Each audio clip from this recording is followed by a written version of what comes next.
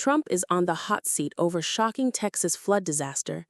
In a heartbreaking and politically explosive development, President Donald Trump is under mounting national pressure following the catastrophic flash flooding that devastated Central Texas over the July 4th weekend, leaving at least 32 people dead, dozens more missing, and entire communities reeling from unprecedented destruction. The floods, caused by sudden and intense rainfall over a foot of water in just a few hours, transformed rivers and creeks into roaring torrents, sweeping away homes, vehicles, and entire summer camps.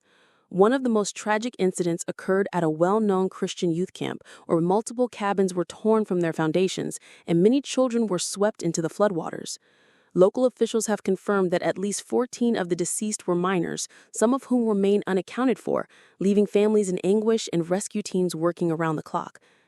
As helicopters hovered over submerged farmland and emergency boats combed through debris-choked neighborhoods, the scale of the disaster became apparent, raising serious questions about why the storm's deadly intensity had not been better forecasted or prepared for.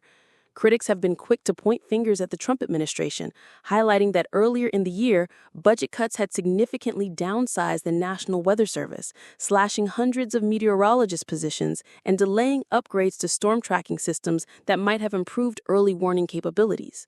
These cuts, enacted as part of Trump's push to reduce federal spending, were met with bipartisan warnings at the time, but were nonetheless passed. Now, local leaders and citizens are asking if those decisions contributed directly to the lack of adequate warning and response that could have saved lives.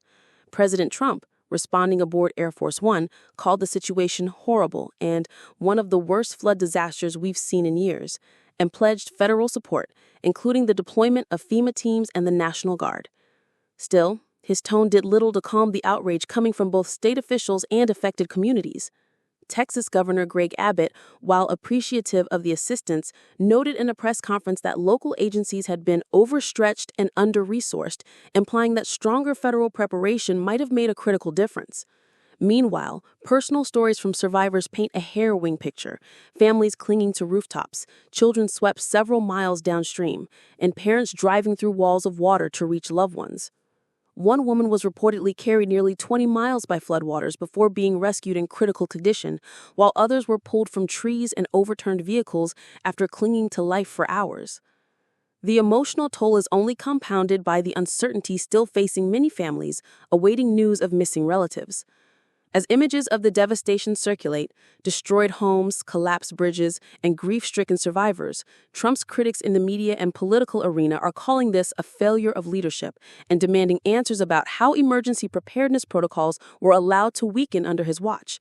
In Washington, lawmakers are now discussing an emergency appropriations bill, while climate experts point to this flood as yet another example of intensifying weather patterns made worse by policy inaction. Trump's opponents argue that this is a defining moment for the administration. Will it rise to meet the challenge of recovery, or will it be remembered for missed warnings and mismanaged resources?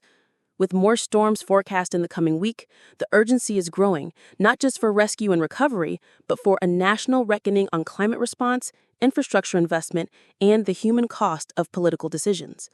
For many in Texas, the flood has become more than a natural disaster. It is a symbol of vulnerability, frustration, and the desperate need for leadership in times of crisis.